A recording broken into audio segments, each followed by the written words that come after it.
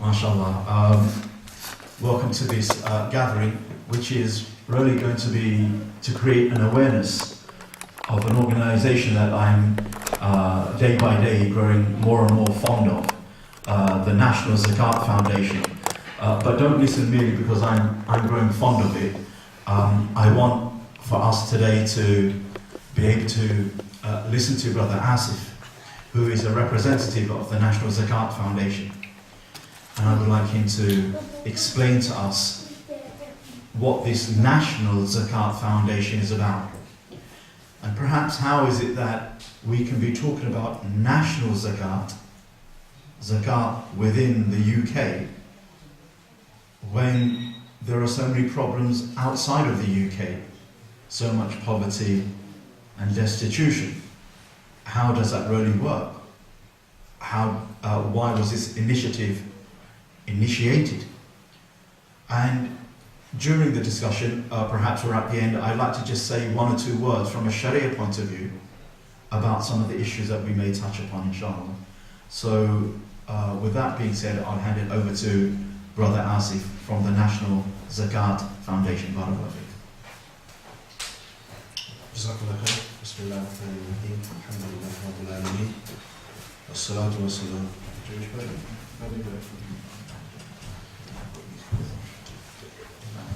Yeah, that's fine. Can everyone hear me? In the camera. Okay. Alhamdulillah Rabbil Alameen. Wassalatu wassalam ala Rasulillah. Sallallahu alayhi wa sallam. Wa ahlihi wa sahbihi wa man wala. رب اشرح لي صدري ويسر لي امري واحلل عقدة من لساني قولي اللهم لا سهل الا جعلته الله سهلا. Assalamu alaikum to everyone. First of all, I'd like to thank the masjid for hosting us, and also Ustad Abu Alia for the kind words that he has already said about the National Zakat Foundation. So the National Zakat Foundation is a relatively new organisation. It's only been around since November 2011, and it has one sole aim. This is to elevate the third pillar, the pillar of Zakat. Right? We want to be to Zakat what the masjid is to Salah. Okay? So we have two main objectives. The first objective is to ensure that more and more people meet that obligation of paying the zakat. So we have services for zakat payers. We educate, we raise awareness, we offer one-to-one sessions, either over the phone, over the email, questions. These days people have very complicated kind of financial situations, with shares and investments, they may have multiple houses, etc. And so, the first objective is to ensure that people have a place that they can access and they can speak to people to ensure that they calculate the correct amount of their zakat to meet that obligation. And this service is no strings attached. Once we assist you in calculating the correct amount, you don't have to give the zakat to NZF. Because we know that as long as the more and more people pay, the benefits we'll see automatically, inshallah. So this is the first kind of objective of the National Zakat Foundation, is to help and ensure that people in the UK meet this obligation. Now, if people give zakat to us, the second objective is to revive the tradition of local distribution, right? And I know that sometimes, or most of the time, the first thing people think is, what do you mean local distribution? There are people in the UK that need zakat. And inshallah, Ustad will be kind of touching on this as well from a Sharia perspective. But I'll speak to you in terms of practical experience that we have. So we have I'll just give you some facts actually first. So in the UK, they say that nearly 20% of people live below poverty line, right? And obviously the poverty line in the UK, experience of poverty is relative, right? Most of our minds, when we think about the fakir or the miskin, we think back home, person walking on the street, very tattered clothing, potentially no shoes, and begging, asking for money because they haven't ate for a few days. It's a very visual kind of thing. In this country, people who are suffering from poverty, they're nearly invisible, okay? I can guarantee you that in this masjid, right, probably on a daily basis, you have people that come in here are struggling every day when it comes to simple things like paying their rent, affording food, paying for gas, electricity, feeding and clothing their children, etc. I can guarantee you, maybe even if it's only in this congregation today that is having that issue. But what it is, we can't see, we don't know. Unless we know these people, it's just very difficult in the society we live in to see this. So I think I was looking at some statistics today. In the last couple of years, the number of food banks in this country has, that have sprouted up is amazing. And they're saying that more than 500, in this time alone. And last year, in 2014, there is one organisation which is called the Trussell Trust. It's a mainstream organisation, and they have the most food banks in the country. They're saying that they gave out nearly 1 million 3-day food parcels to people. And this isn't a country which has what, the 4th or 5th largest economy in the world, right? It's a very, very real experience, that we see this every day. And if you look further into it, the Trussell Trust said that 33% of the recipients were young children. Obviously the rest were adults, but 33% were young children. And I think this is only going to get worse. I don't know if you guys, when you switch on the TV or you read the newspaper and you hear about benefits being cut, when you hear about the bedroom tax, universal credit, benefit caps, etc. I don't know how much people understand that this actually affects the Muslim community more than we think. It's not something which is happening in the UK, so it doesn't affect us. It is affecting Muslims, a great deal. I think the MCB are going to release a report on what they've done is the 2011 census. They've extracted all the Muslim-related facts and figures, and in that it shows that was it 20 of all the social housing, about 22 to 23% of residents in social housing are Muslims, and the national average is around, something like 8% or something like this. In all these kind of statistics, the Muslim community, when we look at the news, etc., obviously they're going to talk about ethnic minorities and stuff. When they mention ethnic minorities, this is us that they're talking about. We make up a huge, if you look at the whole Muslim population, the majority of this Muslim population is ethnic minority, right? Obviously we're having a lot more people reverting, so we take that into account. But this is real, and it affects us, So just to quickly talk about, maybe I can give you some case studies actually of the cases that we face every day. I remember it was last winter. We had a call from a brother in North West London, and who was doing a dawah table, and he said that a Muslim sister had approached the table and said that she was facing homelessness and she had 3 very young children. Can we help her, brother? So what it is, we have quite the process that we have is quite it's quite professional, alhamdulillah, and we ensure that the checks and balances are done properly. So we have a very detailed application process where we ask people for their income, we ask them for their expense, we ask them for their debt information. On top of that, we ask them about maybe the immigration status, and then every scenario that the person gives us, we have to have documentary evidence to prove that scenario, right? So if a person is telling us, I'm in debt, we want to see the paperwork, we want to see all your income expense, we want to see where you're spending your money, so we ask for last year's bank statements. And so we do proper checks.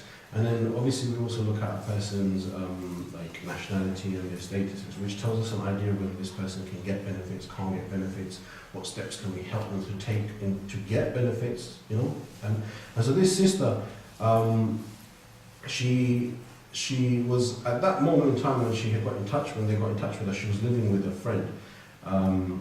And what she told us was that the friend's husband was at times making moves, that aren't right onto her. Maybe, sometimes saying, why don't you get married to, etc. So she was in a very difficult situation. So on the one hand, she's homeless with 3 young children, and on the other hand, she's got this kind of scenario facing her. And when she came to the office, obviously I asked her, what led to your homelessness? And she was from Europe, and she said that she came here alone. She left her kids with her parents. She came here to work, but then her family said, "Come get the children." And when she had to leave to get them, she lost her job. They said, "No, you can't take no holiday for leave. That's it. It's finished." So she came.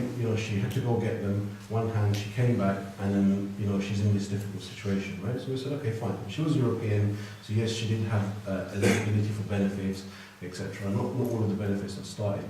So, and the other thing she also was able to do, we knew that from our experience that she could make a homeless application. But in the meantime, we knew we had to house her because she was in a situation. But when we actually got into it, she said that, "You know what, brother, for 2 weeks, when my friend's husband threw me out because I wasn't kind of reacting to his advances, 2 weeks I had to sleep in accident and emergency at night, while I begged them to keep my children, at least, so that my children didn't have to run on the street, because they didn't know she didn't know where to turn to, right? And to be honest, it wasn't a fault of her own. Life was such that she had to take this journey, and that she lost her income. She's a proud woman. She's like, "I work. Don't worry about me. I will work. I did work, and I'm not shy of working. But it's just this has happened now." And so, just to give you an example of the challenges people face, she made the homeless application, right? But the council said, "Oh, we need to investigate." So I said, "Fine, okay, National Zakat Foundation, alhamdulillah, we're here." So we called a brother that we know who's a estate agent, and we said, "Look, can you give us a room for a couple of weeks? We paid the rent for the sister."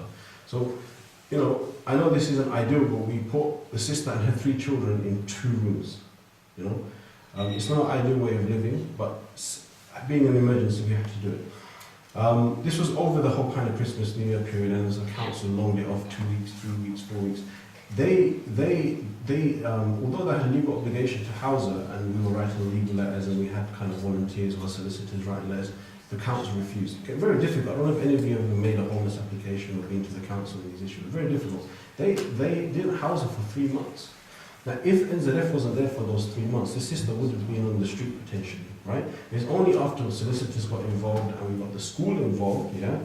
And by the way, the sister was travelling from East London to West London to continue her kids going to school. So every morning she'd leave at 6 o'clock in the morning by tube, right? She'd hang around in the area, pick up the kids and then go back, right?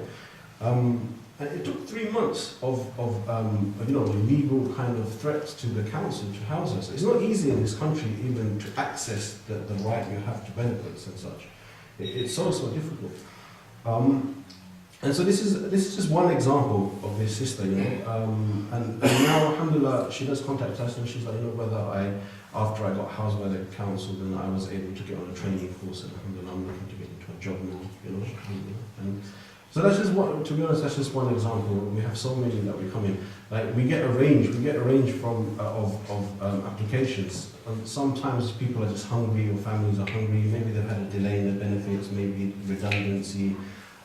Someone's lost their job, or these are going to have 0-hour contracts. People sometimes don't get any work for that week or couple of weeks, and then they've got no income, etc. These things happen, and that last year in April, the government they finished the whole social.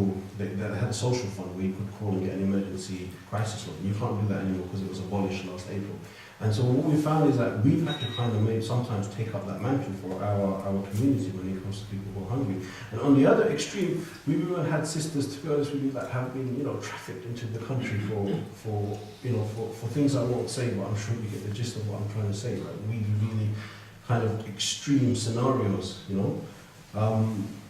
and it's making me shiver because these are real stories that we're hearing of our sisters that are having to look down that path potentially, or being forced down that path, and it's only because they've had the guts to maybe speak to someone. They've said okay, and all of a sudden we get the phone call and then we try to assist them, And so going back to our process, our distribution process, alhamdulillah, it's authorized by the Al-Qalam Sharia panel. I don't know if you guys have heard of it, but it includes ulama such as Mufti Zubair Bad, Mufti Sacha, Abu Isa Ni'matullah, Sheikh Haytham Tamim.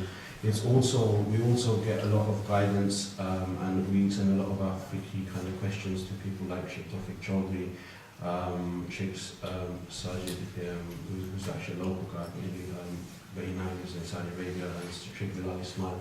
So our processes and our awards are checked by scholars. We have full backing of scholarly panels, and so don't think that these guys just popped up. They're thinking they're going to distribute as a kind in the UK to people. It's not like that.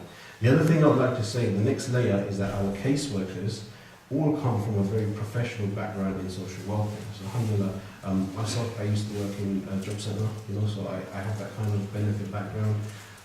We have caseworkers who have kind of volunteered in the Citizens Advice Bureau for years. So these people know a person's situation and they know what this person can do to get from here to there and be self-sufficient. Also, in the sitting down there, you've got Brother Mushtaq, who's my colleague. He's an immigration solicitor, so he gives us 2 days a week. Because obviously, being our community, we get a lot of immigration-related issues. A lot of people are in poverty because of immigration issues. So we can then, instead of turning them away and saying no, we can say, well, hold on, maybe you can make an application and you can get a proper visa in this country, then you can work, rather than kind of, going day by day, not knowing what to do. It's so difficult these days. So alhamdulillah, we have a proper process. We put a lot of thought into it. We've got scholarly backing. We've also got the social welfare know-how of how things work in this country. The only thing is now is that keeping up with the demand. In December last month, we received 99 applications. Since we've started, we have processed around 2,000 applications. We've distributed £2 million to deserving people. And this help it's not, a lot of the time, at this moment in time, our help is not a luxury. It is actually getting people out of very difficult situations. Inshallah, we would like to use zakat to transform people's lives. What we find right now, it's actually a stopgap. It's helping people who are in very bad situations.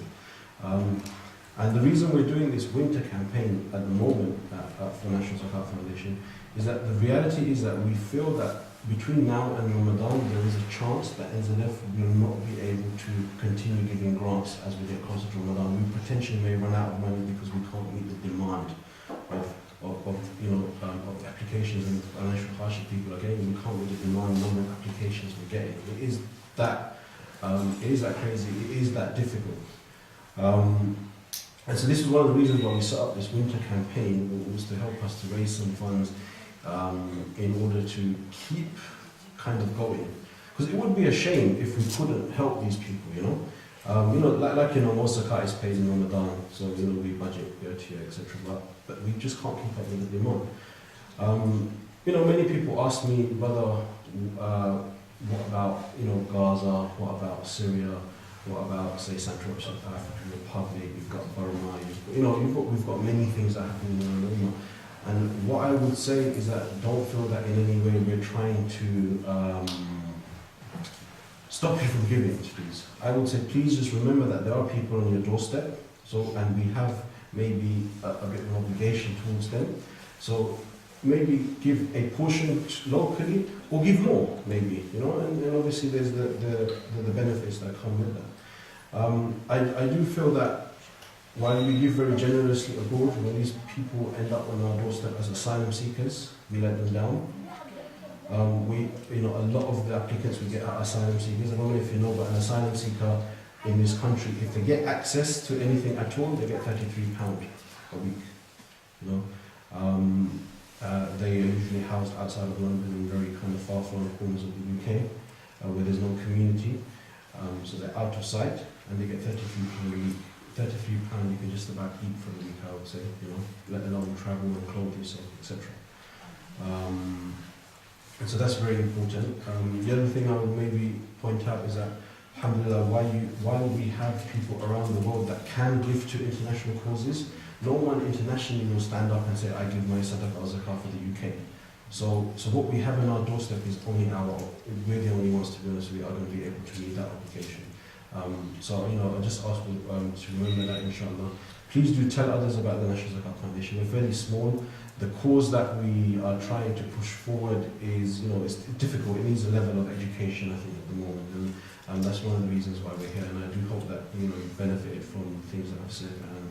And, inshallah, going forward, we can make a difference. I'm going to pass to Christina Alina, who's going to be talking about the kind of sharing perspective around giving locally and other related issues. Just like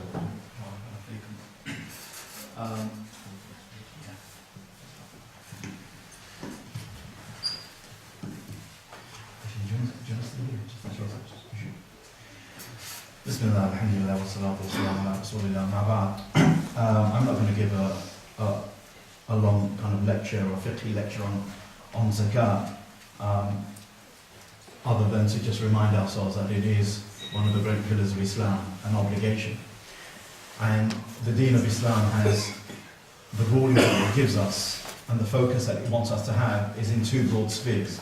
The first and greatest and most obvious sphere is what we call huququllah, the rights of Allah subhanahu wa ta'ala, in terms of faith in Him and tawheed of Him and worshipping Him alone and so on and so forth. The other is huququl ibad, the rights of others, in serving others. And those others can be Muslim, and they can be non-Muslim, those others can be human beings, they can be non-human beings, creatures, dogs, cats, animals. It can be sentient creatures like the earth itself, treading on the earth lightly and responsibly. So we have huququllah, huququl ibad. And if we look at the two or three main pillars of Islam, after the Shahada, prayer and fasting. Prayer and fasting really is very much huququllah. It's about Allah, connecting to Allah subhanahu wa ta'ala. But zakat is very much about huququl ibad. So Islam has made it incumbent upon us as one of our great pillars of religious practice to have a profound social conscience that there are weak, vulnerable, poor people that have a right over my excess money, that have a right, not that I'm doing them a favor, that would be sadaqah, but they have a right that Allah has determined that 2.5% of my excess earnings can go to one of eight types of people, 8 categories of zakat recipients. And if you look at those 8 categories of zakat recipients in the Quran in Surah Tawbah, you have the obvious ones, the miskin and the fuqara, the poor and the needy. Okay? But you have also the zakat collector. Okay? Someone who actually then devotes himself to collecting zakat, then can't do any other job. So how does he look after his family? So he can take some money out of the zakat collection. The Ibn Sabil is another one of the 8 categories. So there is someone who is traveling to a foreign land and maybe he loses his money and he can't get back home. Then if he can go to the relevant Muslim authorities in that land and say, look, actually I've got no money to get home, I got robbed or something like that, then money would be taken or could be taken out of the zakat fund. Of course someone could give sadaqah, he might have a relative that might help him out, but if there isn't that, he could actually, he or she would be deserving from the zakat fund by the permission of Allah, because he's one of the 8 categories. So that's one thing I want us to bear in mind. It's not necessarily someone who is on the brink of starvation, though they tend to be, more deserving than anyone, obviously. But it can also be other people. The issue should be that they must fall within the 8 categories. They must fall within the 8 categories. Okay? That's one thing I want us to remind us. Second thing is I just want to remind us of the fact that there are some kind of severe and warnings about not giving zakat, because the soul, if we don't strive against the soul, the ego, the nafs, then it has a propensity towards stinginess and meanness and bukhl. So the Prophet ﷺ said, Ya ma'ashar al-muhajirin, O muhajirun, khamsun idha ibtalaytuhum bihinna wa'udhu billahi an tudrikuhunna. There are 5 things which, and I seek Allah's refuge, that you should ever fall into one of these 5, or one of these 5 should actually ever come upon you. And then he mentioned one of the 5s. وَلَمْ يَمْنَعُوا زَكَاةً أَمْوَالِهِمْ إِلَّا مُنِعُوا الْقَطْرَ مِنَ السَّمَاءِ وَلَوْلَا الْبَهَائِمْ لَمْ يُمْتَرُوا. That if people withhold in giving zakat, you should know that this has never happened before. without Allah stopping the rain from falling. And were it not for the sake of the animals, it would never rain again.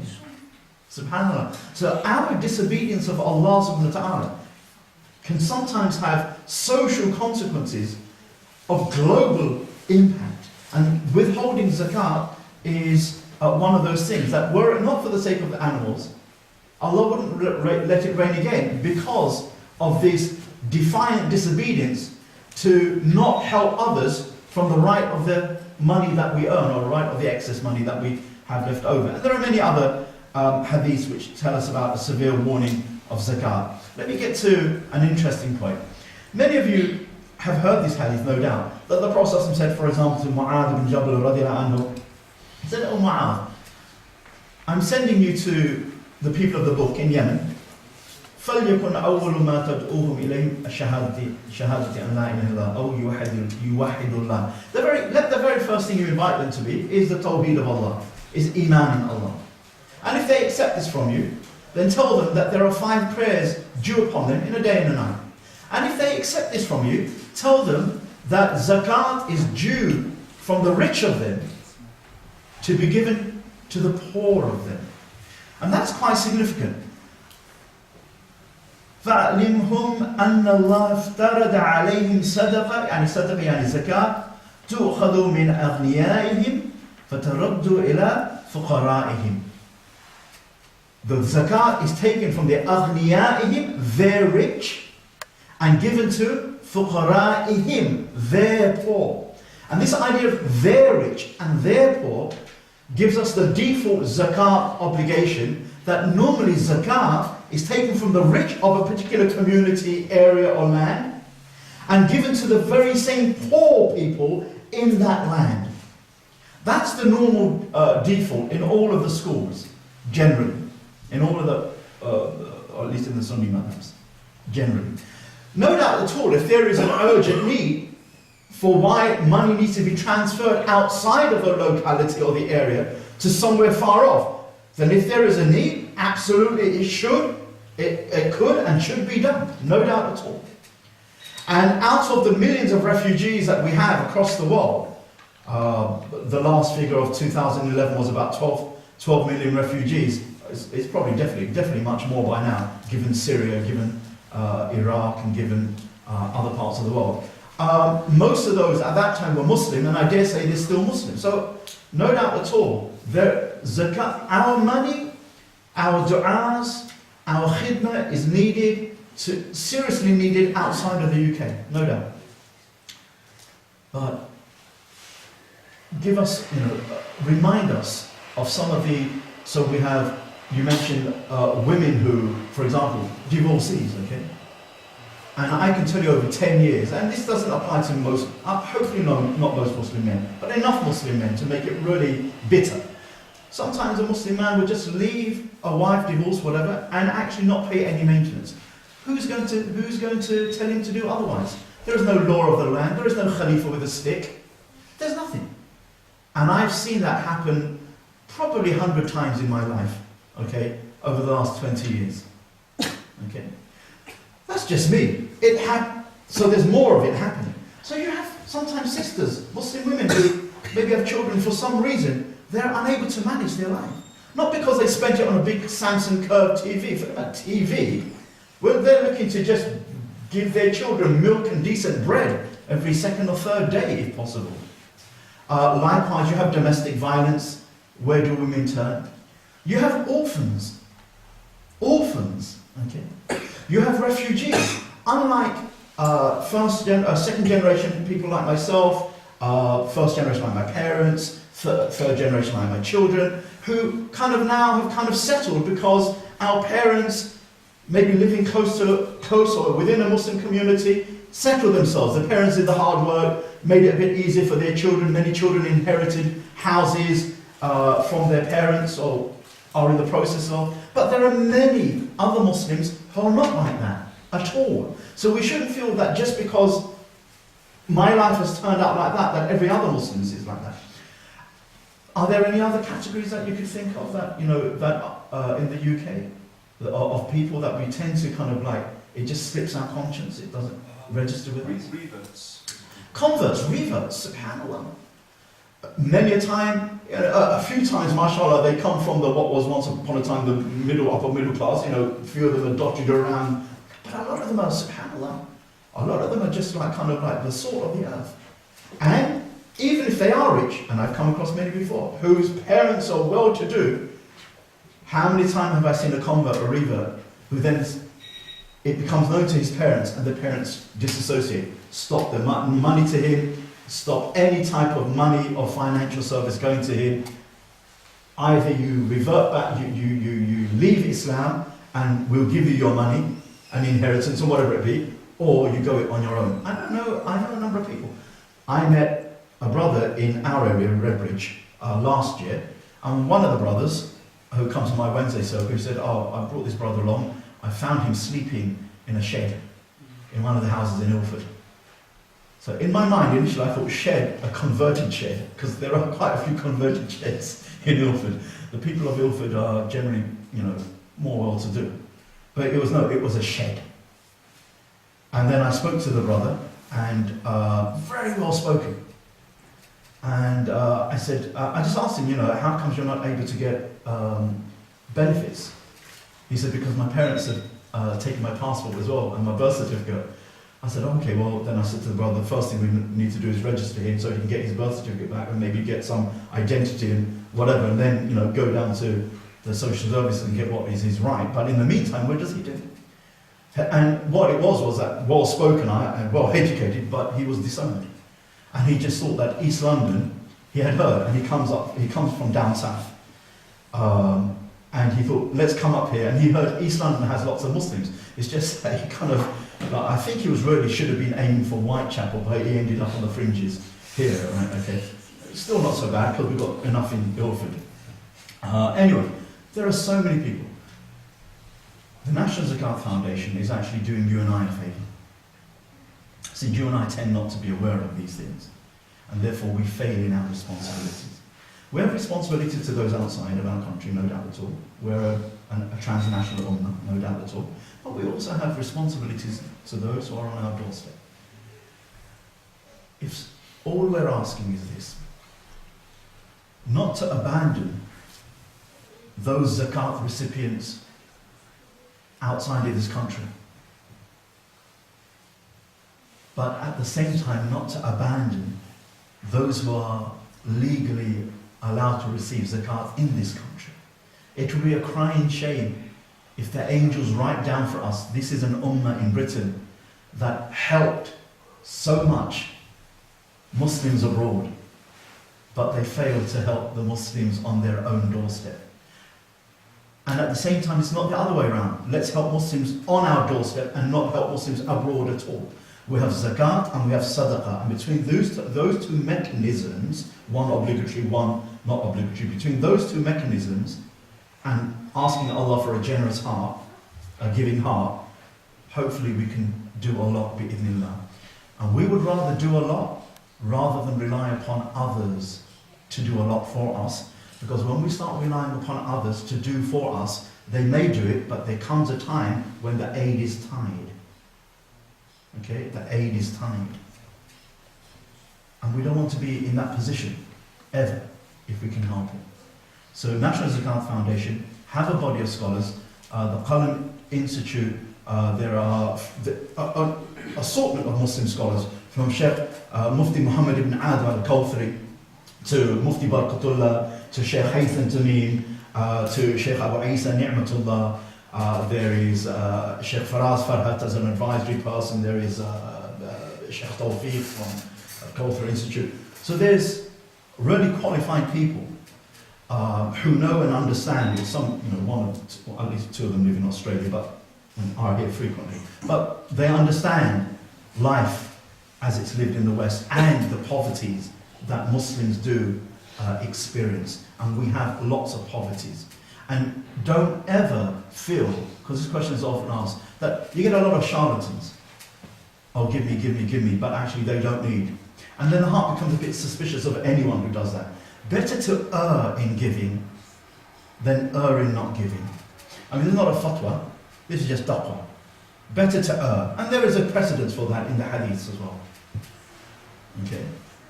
One man gave, at night he went out and he said, I'm going to give sadaqah for the sake of Allah. And he gave sadaqah to some lady. And in the morning, there was gossip around Medina. There was talk around Medina. Did you hear what happened last night? No, what happened last night? There was someone who gave money to a prostitute. And the man's thinking, oh my gosh, I gave money to a prostitute. You know, subhanAllah. He makes talk to Allah and then he thinks, no, this night, let me go and rectify that. So he went and he gave money to some man that said he was in need. In the morning, talk of the town that, did you hear last night someone gave money to a brigand, or a robber, a thief? And he's thinking, subhanAllah. So eventually he goes to the Prophet and he says, look, actually it was me. And it was 3 occasions that he gave, I can't remember the third one. And the Prophet said, basically, إِنَّمَا الْأَعْمَالُ بِالنِّيَّاتِ. You didn't intentionally do it. You were hoping to benefit, but it ended up not being a beneficial case. Allah will reward you. Allah will reward you. Okay. And if there was no other reward other than the fact that, thank you Allah for not sealing my heart in stinginess, that would be reward in itself, let alone the ajr that Allah gives. So National Zakat Foundation is well established ilmi-wise, knowledge-based wise. It's not just a ragtag outfit that let's do something. It's not a reaction like that. Second thing is, they are helping to fulfill a fard that we in general are not fulfilling. It's a fard that we must fulfill. Okay, and Allah will ask us for. And thirdly, they are calling for help. Not to line their own pockets, to fulfill the very fard that we have an obligation on. We are now in a Britain of recession and food banks. We are now in a Britain in times of cutbacks, and for whatever political reasons, history shows us, recent history included, cutbacks tend to affect the poor and not the rich. It's the poor that will suffer. And I can also assure you that though many of you may be fairly settled, not all of you, many of you will be fairly settled, okay, because the Southeast Asian Muslims of the UK as a bulk of people, are generally the first in, okay, but many aren't settled. And even amongst the Southeast Asian people, there are plights and poverties, okay. So for that reason, please go to the NZF website, pick up the relevant literature, but it's on the website, and ask Allah to give us a tawfiq to commit to some zakat. Winter was the point, is because there are Muslims and non-Muslims, okay, quite often elderly, okay, single parent mothers who can't pay their fuel bill, okay. Last year I was in the house of a single mother who couldn't pay her fuel bill. But alhamdulillah, we live in Redbridge and there are around us a few incredibly generous brothers who say, you know what, I've dedicated myself to my profession. I'm a doctor, I'm a this, I'm a that. We go to one talk a week and we ask Allah to forgive us. That's all the knowledge that we get. But they say, Abu Alia, you just let us know if there is a situation in the local thing where we can help, and we will try to put that thing together. Okay, so they've made it their responsibility to not allow anyone in our local area, if possible. If the masjid can't deal with it, they'll deal with it. The point being is, try to commit to this, inshallah. It is really a worthy cause, and I wouldn't big it up if I didn't believe that they were fulfilling an obligation. And one who fulfills an obligation is like a mujahid. And if we can't be that mujahid fulfilling that specific obligation, let me be one who equips the mujahid with a horse or with a drink or with something that helps him or her in their jihad, and hopefully Allah will give me a similar reward.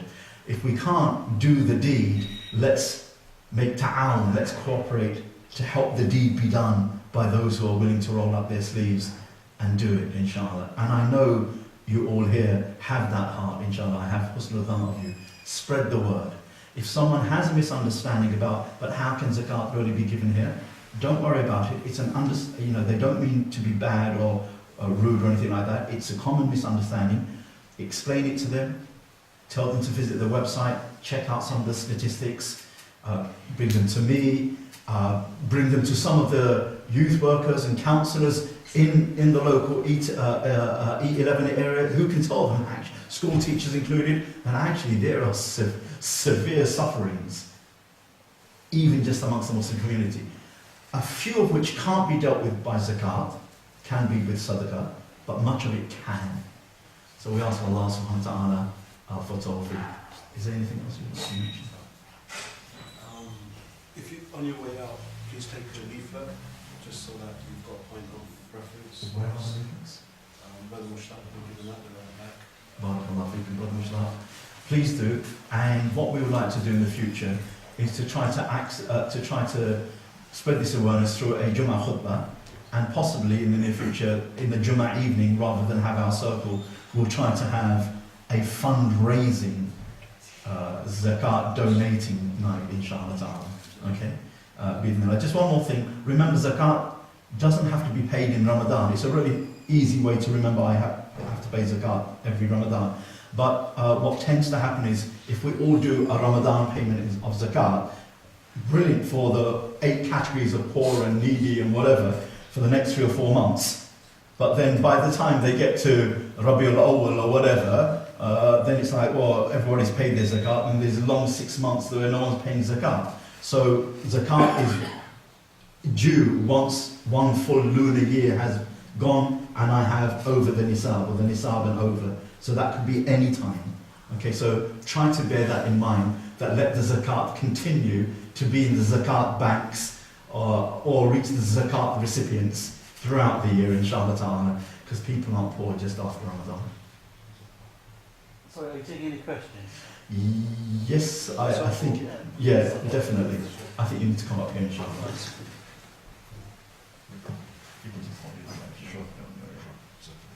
Yes, Sorry, I think you're doing a sterling job as a National Zakat Foundation. But in terms of actually, as you say, you've actually got a lot more people asking for funds, and there's an increase. You know, in terms of, are you actually promoting a dependency in terms of people coming to you? Are you empowering them to be self-sufficient? In the way we work, we're very adamant that the person has an action plan when they come to us to become self-sufficient. And so I go back to my point where all the caseworkers come from a background of benefit knowledge, training knowledge. We have solicitors, CAB advisors, etc. So, for example, if we receive a family or a lone parent with children, or even a single person, if they're eligible for benefits, the first question normally would ask is, why are you not in receipt of benefits? Why aren't you making use of state help? Even asylum seekers, if they refuse to accept if they haven't taken or made application for the support that they can get from their home office, we will help them to make that. As soon as a person comes to us, the caseworkers will action plan and ensure that there's a kind of A to Z kind of steps that for this person. So for example, if we've got a single revert brother who's British and he is homeless for whatever reason, right? We will say to him, okay, here's 1 or 2 weeks funding. When we see you next time, before we give you your next set of funding, we need you to go make that application, let us know how your interview went and the job set, etc. So that is something we take very, very seriously. If the person is not eligible for benefits, for example, immigrating, like an irregular migrant, someone who doesn't have any papers, etc., what we will do is that they can talk to Brother Mushtaq, who is a qualified immigration solicitor. He will see if they have a way of making an application, that can, in say 6 to 9 months, get them their paperwork. If they have a way of doing it and the merits of the case are high, then alhamdulillah, we can try to support it so that in the long term this person will be settled. But if this person, if the advisor, if our brother says, look, this person, the merits of the case are quite low, then we will normally tell the person is that, look, you are our brother, so here is a bit of money to remove your immediate homelessness and hunger, but let us assist you to return maybe back to your country of origin, because without papers in this country, number one, you can't work, you can't get benefits, right? now they're making it so difficult that landlords will have to check the visa status of the person before a person can get housed. Even getting medical treatment is becoming difficult, and access for schools for families who have no paperwork is becoming difficult. So we tend to sit the person down and say, look, we need to have a heart basically, and maybe give them a small amount of money so they can go back and resettle.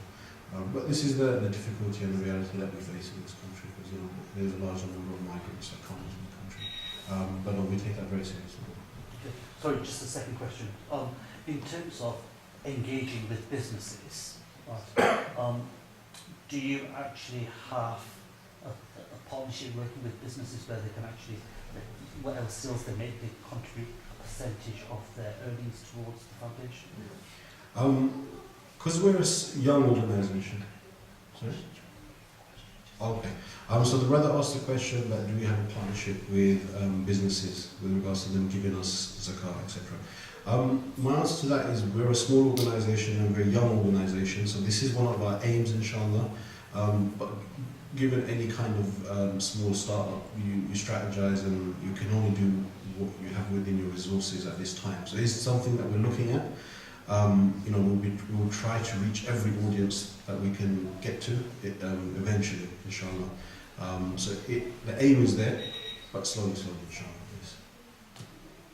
But for now, if anybody needs to access one of our advisors, if they need help in calculating, maybe they need help in calculating the back zakah, maybe they feel they haven't kind of met that obligation from the past, or even businesses, just get in contact with us. The number is on the back of the leaflet, and there's also an email address on the website. And like I said, we can meet the person, do one-to-one kind of, we can answer questions over emails, even over the phone, and any way where that person can access us, ensure that they meet that obligation, inshallah. So, and it's good to also think of back pay zakat as well as the zakat that I owe this year and the future year. Mani zakat, the Prophet said in hadith, which is saying, Mani zakat yawm al-qiyamah finnar, the one who withholds from giving zakat on the day of judgment will be thrown in the fire. So really we need to take zakat as seriously as we take the prayer, and anything that is due needs to be given, inshallah ta'ala, because it's not our money. It belongs to one or more of those 8 categories. Okay? The brother mentioned they can also calculate back zakat. Back zakat, like qada, qaza, just like prayer, back prayers, okay? The Prophet said, Mani zakat yawm al-qiyamah finnar, the one who withholds from giving zakat on the day of judgment will be in the fire. It's a serious threat. And just like all serious threats, we want to excuse ourselves and detach ourselves from it. So if we owe back zakat, NZF can calculate how much back zakat we owe, and we should have the intention to clear that off as well, inshallah. One more thing, if there is, where should I put my zakat? Should I do this, put it here or put it there? Put it in wherever you were going to place it. Try not to break it up so much, such that 3p go there, and 5p goes there, and 7p goes there, and £1 goes there. Because the 4 people that they're given to will not benefit probably by 3p, 4p, 7p, 10p. Okay? The idea is give it somewhere where at least that individual could benefit as he or she should. And if you could do, many people can benefit, fine. But don't break it up in such a way that no one ultimately benefits, even though everyone's received a portion of zakat. Is that clear? Yeah, Barakallah. Any more questions? Given that you're helping the national people, are you qualified, or does government help you in any way, aiding or anything like that? Or state? The brother asked if NZF get any help from the government. Right now, we don't get any help from the government. We work totally on the private donations that we get from the Muslim community. It's something we're looking into slowly, but there are a lot of kind of strings that come attached. Usually government grant very rarely can be used only for a specific community, etc. But right now we're very inward facing and we're focused on the Muslim community, so we can take that. So, brother, the administration cost and the brother who directly working full time, how does the cost cover? And as you mentioned, Brother Mustaq work for only 2 days volunteer. So how many brothers are working full time, and if somebody want to donate towards that? Sure. We have a so all the costs, for example, like rent and phones and that kind of admin kind of stuff, it comes out of non-zakat funds. Also, the salaries of staff who are not in the distribution process directly comes out of non-zakat funds. And then the zakat pot is used only for the distribution of funds and for the salary of the caseworkers which aid in processing the applications. And this is something which has been passed by the Al-Sharia panel, the Al-Qalam Sharia panel. So, you told us you're a very new organisation, started in 2011. Can you give us a feel for how many people are working in the organisation? The brothers asked how many people work for NZF. So we have 4 trustees. Obviously, trustees are paid, and they're our main kind of advisors, and they push what we're going to do strategy-wise. We have a CEO. His name is Iqbal Nassim.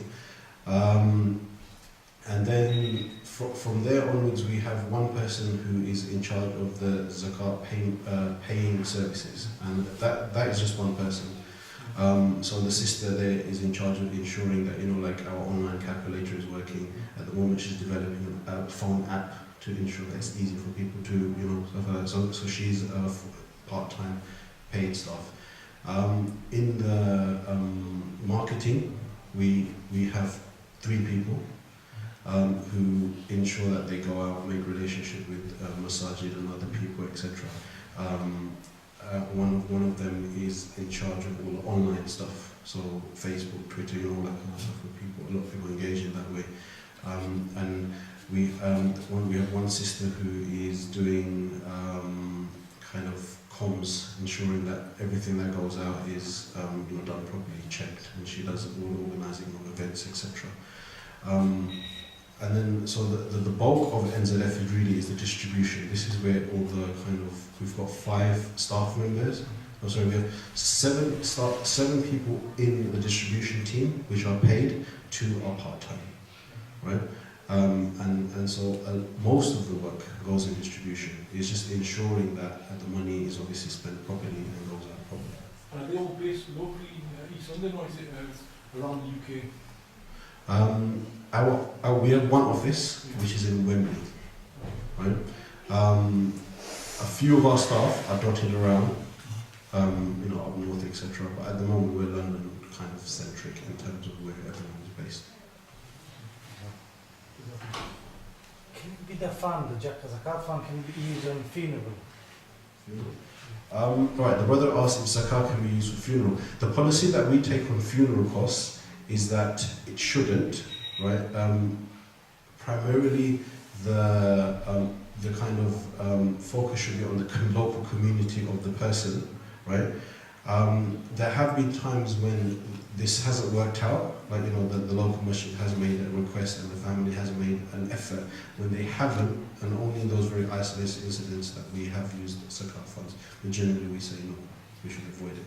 And the emphasis is, if that situation does happen, that there is a member of the community who can't meet their funeral costs, or a family can't meet the funeral costs of their deceased one, it becomes a fard al-kifaya, collective obligation on the immediate community, the family, the relatives and the immediate community. Between those two, it normally should work out. If it doesn't, there's something seriously going on with ourselves. Any more questions? Is there a way to get questions from upstairs if any sisters or?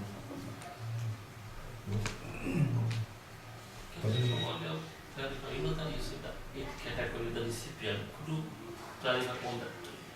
I knew someone was going to put me to the test. Okay. So the question is about the 8 categories. I'll pass the mic on. No, can you remember it? No, I know. I'll just read the ayah. You can read the ayah and then maybe I can. Yeah. Or you can do it. No, you do it, inshallah. Well, I'll let the brother No, do it. I see. This is his takhassus, inshallah ta'ala, and I'm going to stretch my brain. Alhamdulillah. So in Surah Allah subhanahu wa ta'ala mentions, I've just mentioned the rough English, charity is only for the poor and the needy, the fuqara, the miskin, and those who collect it, zakat collectors, and those whose hearts are to be reconciled. Okay, these mu'allifa qulubihim, okay?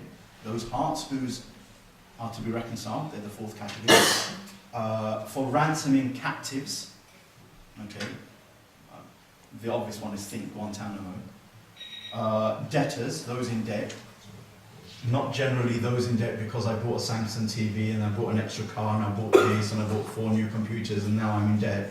It's debt with responsibility, okay, generally.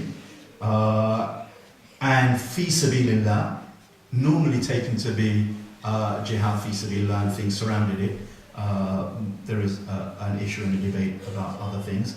And for the Ibn Sabil, the wayfarer, a traveller getting stuck in some foreign land, for example. This is an obligatory duty from Allah, and Allah is all-knowing, all-wise. So those are the 8 categories: the poor, the needy, those who collect zakat, those whose hearts are to be reconciled, the captives or ransoming them, the debtors, the fi sabilillah people, and the traveller, the Ibn Sabil, wayfarer.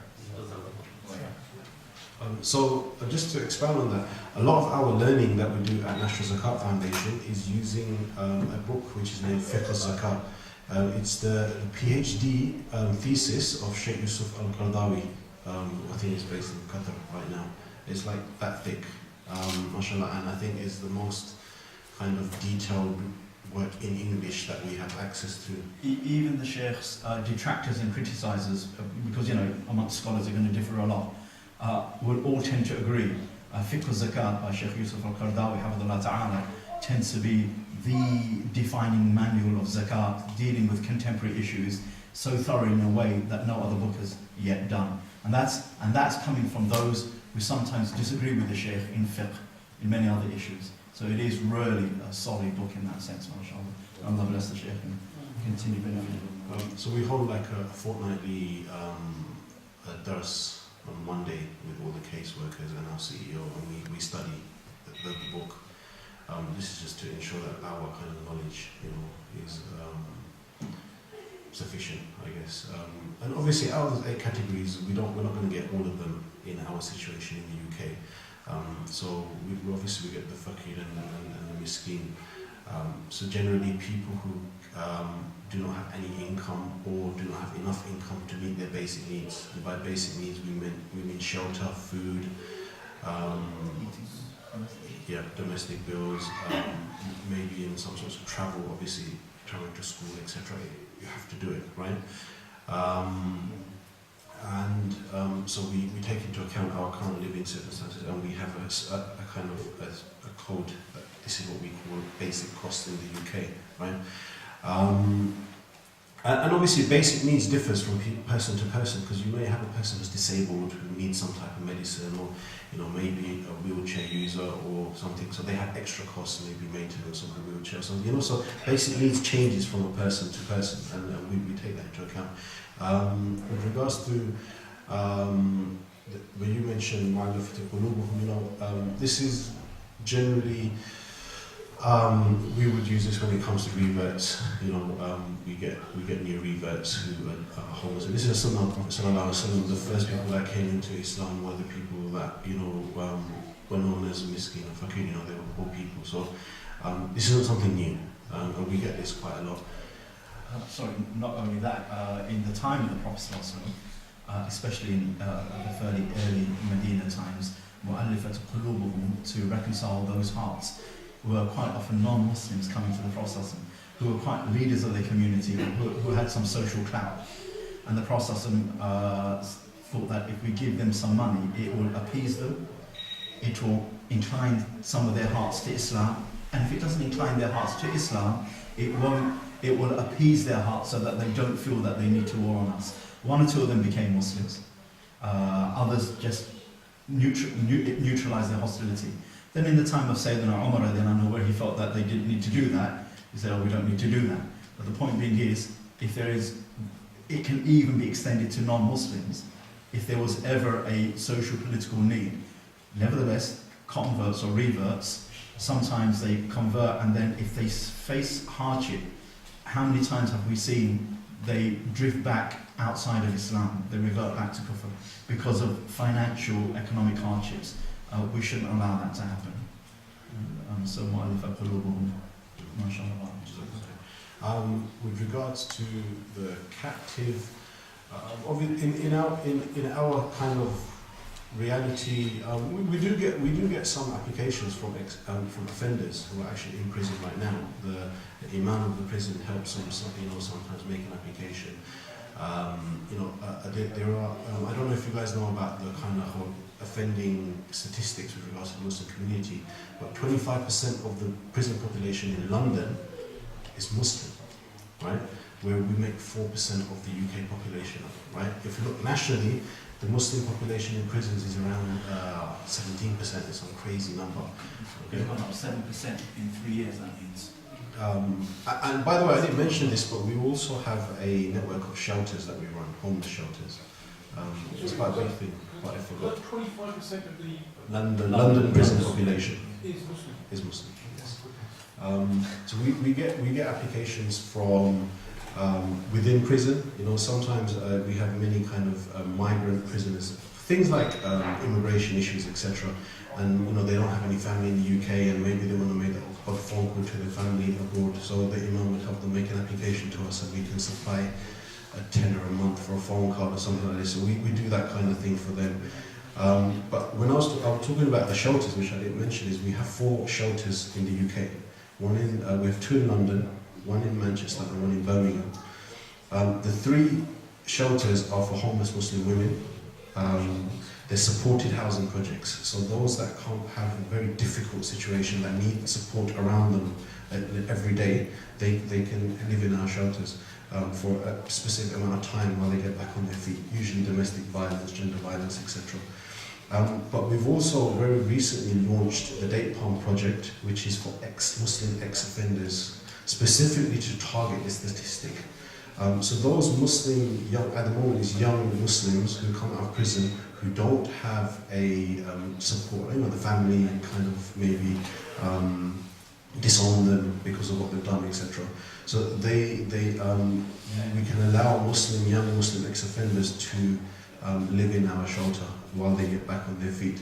Because the most, I think, stunning statistic is that 70% of these Muslim offenders are re-offenders. Is when they come out, they're giving, I think, a discharge grant of £42. So here's £42, see you later, right?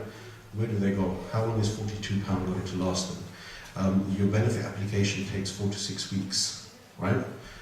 And so what they do is, in order to feed themselves again, or in order to house themselves, they go back into criminality, right?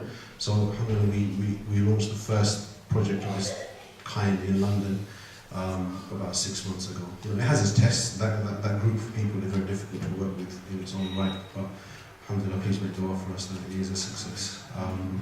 And then so the other 3 shelters, London, Birmingham and Manchester, is for homeless Muslims, single homeless Muslim women. So we can, as soon as someone kind of presents themselves as homeless, we can react straight away and put them into a safe environment if needed.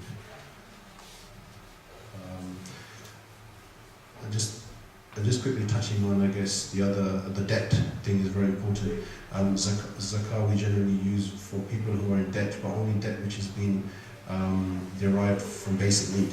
So rent arrears, maybe they had to borrow money because they couldn't afford food, stuff like that. It's not for, I don't know, I wanted to borrow for a flat screen TV or a holiday or something like that, etc.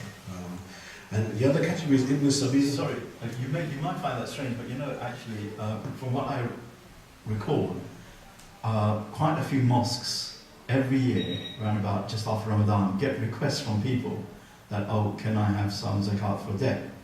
And by the time the various mosque committees and other zakat givers inquire into this, 7 times out of 10, it's for things like this. That, the last 2-3 months I overspent in this, TV, this, that, computer, upgraded my car. That's generally not, that's an irresponsible debt that zakat doesn't take care of. But a debt which is responsible, that was, for something more basic, or that I took the responsibility of someone's debt on me, then that's a responsible debt that the Sharia would oblige and smile kindly on, perhaps. Lastly, like when we mentioned Ibn Sabine, we have actually had a person who came here and got robbed, and then we paid for them to go back to North Africa. So that He knew the ruling, yeah. it happens, right? And Always after all good to the know checks were done, this person, they got on the plane and went back home. And also because of the whole migrant population, we have a lot of migrants coming in, and so the ones that can't get paperwork in this country, we can pay to send them back, or we have links with other charities or even the Home Office that will actually, if someone wants a voluntary return who is an irregular migrant, we can just make a phone call, and within 3-4 days they'll make sure that they get back on the plane. So we have a lot of we work with mainstream agencies. Our biggest referrers are NHS, police, women's aid, domestic violence organisations, etc. And so slowly we're being recognised by the wider community as well. What's the percentage of people that come back to you after you've helped them the first time? The brother asked percentage of people that come back to us. Some people do come back to us. Percentage-wise, a fairly small percentage, I would say. Because we do place emphasis on the action plan. So if it means we need to, for the first application, we need to maybe help them over a period of 3 to 6 months, then we can do that, inshallah. And ensure it's done in a controlled way, ensuring that the person's taking the steps to become self-sufficient. So it's a case of giving them, not just giving them the fish, but giving them the net to catch the fish. So you said, so NHS, police, and the third source, you said they are the ones who contact you guys. Yeah. Yes, there was one case a little while back that we received from the police. It was an elderly lady, I think she was 70 plus. She had been called over from abroad by her family here, but they had a domestic and as a result of that domestic, the daughter actually got her mother arrested, and she had no other family in this country, but didn't have access to her other kids in other parts of the world. And so the police phoned us because they're like,